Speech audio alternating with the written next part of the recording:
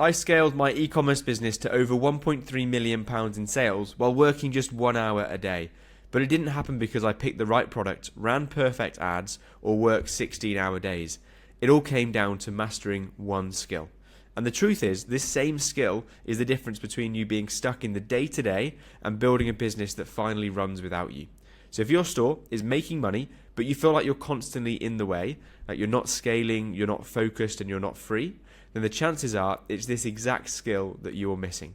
And no, I'm not just going to name it, I'm going to show you how to develop it through real examples, the exact tools I use, and how I applied it to step out of my business without the business falling apart.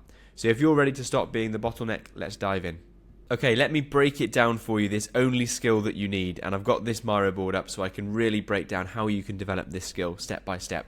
Because the problem isn't your work ethic. To get your business up and running, you clearly are different to 99% of people that you're able to build a successful business. It's not the strategy that you've employed, because clearly you've got a business model, you've got product market fit, you can generate revenue, and it's not the potential that your business has. The real reason why e-commerce businesses plateau is because the business still relies on you, and you're the bottleneck in your business, because all emails to suppliers come from you, all of the customer service, it all ultimately still lands with you, and so the business can only grow to the point at which you understand those tasks. So you are building something fantastic here, and I've got huge admiration for you getting to this position, but it is starting to hit a ceiling, and if it hasn't yet, it will hit a ceiling when you reach the level that you can bring it to, and unless you break that pattern, then you'll stay there. Here's the shift that we need to go through in today's video, the real skill that we need to understand. We need to learn the skill of letting go. And so many people that have run e-commerce businesses struggle so much to let go and prevent themselves from being the bottleneck.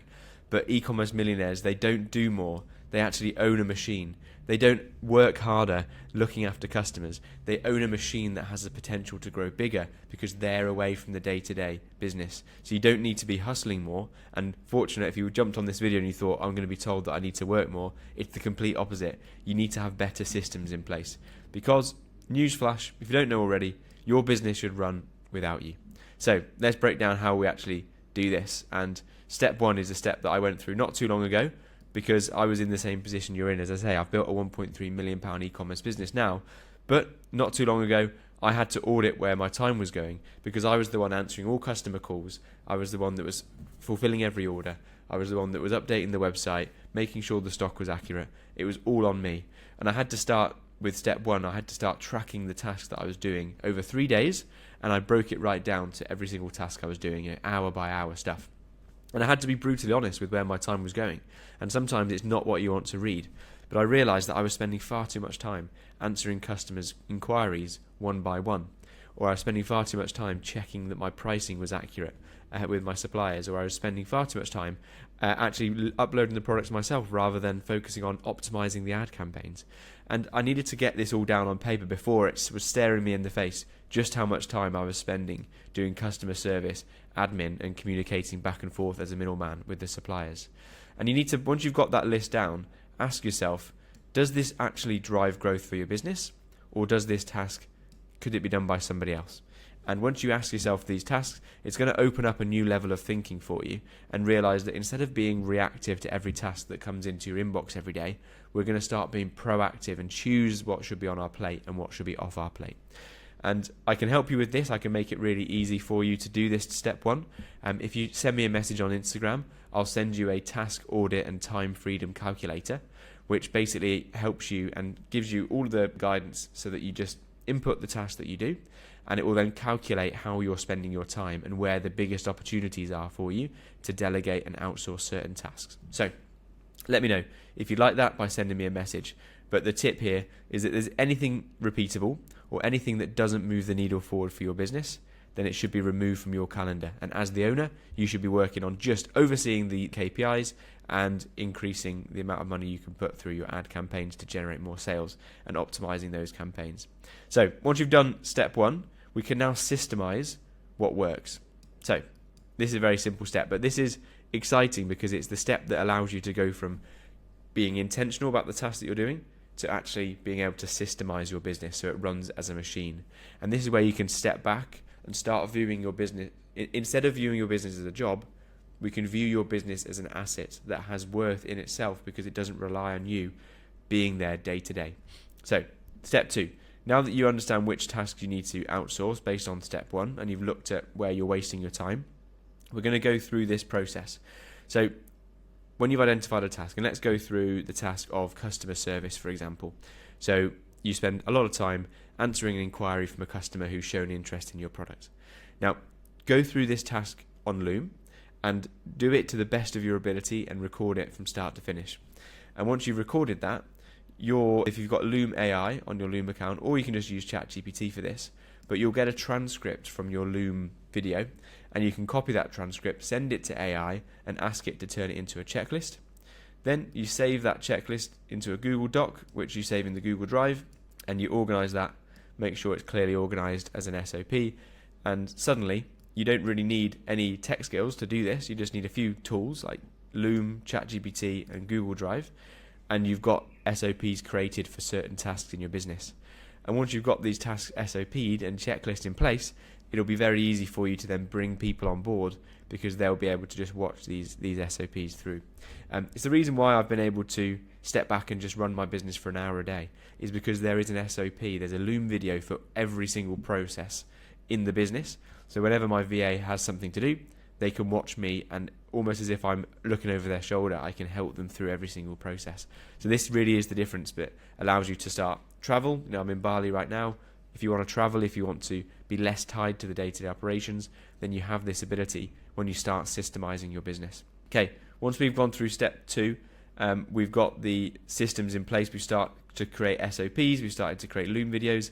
Then we can now outsource to a VA, and we can still stay in control, because I think a issue a lot of people have when it comes to hiring somebody to take over those systems is that they feel like they're going to lose control over their business. But this is where I'll talk about that skill that we need to cultivate. We need to be able to let go, because once you let go, that's when you allow yourself to grow the business, and you stay in complete control. You just lead the business rather than actually doing all of the tasks yourself. So you've got SOPs in place. Let's now hand them off to reliable virtual assistants. So VA is just virtual assistant, and I can help you with this. Again, I now have VAs on behalf of people, so if you want to book a call and I can do this for you, or send me a message on Instagram and I can send you my VA hiring toolkit. But essentially this is how I do it. So we hire VAs through online jobs. You can use Upwork, but onlinejobs.ph is the service that I use, and we're looking to find trainable virtual assistants. That's much better than trying to find a perfect virtual assistant that's done your exact job that you're hiring for the last 20 years. It's much more likely to find it that's trainable rather than go looking for someone that's absolutely perfect. Once you've got the right people in place and you've used the toolkit, then this is the order that I would suggest hiring. So start off with customer service to pull you away from being relied upon at all hours of the day, so that your brain will have that clarity of when you're working on a task, you don't have to be half listening out for a phone call or half looking out for a live chat notification. Then order fulfillment, then admin, then data management. These are the tasks that you should really be outsourcing. And then that means that essentially all you're doing is focusing on the KPIs, you're focusing on managing that team, and you're focusing on your growth strategy. So just optimizing the way that you generate sales for your business already. And this is the way that I've been able to work on my business for just an hour a day. So VAs, they are an absolute lifesaver, and I was able to triple my revenue within 2 months of hiring my first VA, so it's incredible. Again, if you want help auditing your time and tasks, then feel free to book in a call. It's the first link in the description, and I can provide you with a 15-minute strategy call to explain how you can implement this into your own business with your own specific situations. Okay, so moving on to how we can actually build this skill is understanding that you don't need to do more, you just need to let go. And you need to cultivate that skill of systemizing your business and bringing people in to allow them to grow your business on your behalf. And that was the step-by-step guide. So first of all, spot the bottlenecks, spot the tasks that you're doing and you're holding your business back from allowing it to grow, because you're the one doing all the tasks. Systemize that task by putting it into a checklist, and then outsource to allow it to scale. And the reason this outsourcing allows you to scale is because when I hired my first virtual assistant, I could suddenly increase my ad budget, like doubling my ad budget, because I knew that we could then handle the extra customers, the extra sales that would bring in. because they would be able to fulfill the orders, they'd be able to answer the customer inquiries, they'd be able to deal with the return requests, and it wouldn't all be on my plate when I increase the ad budget. And you can scale so much quicker. So understand, the only skill that matters is letting go of control of the business so that your business can grow. And it's not letting control of the overall business, it's letting control of the specific tasks, the small things that don't move the needle, so that your business can grow while you oversee the business, focus on the growth strategy, the KPIs, and managing a team, while your team takes the day-to-day. And if you want to travel, you can travel. If you just want to work on the things that you want to work on your business, you can do that and scale it as far as you want to go.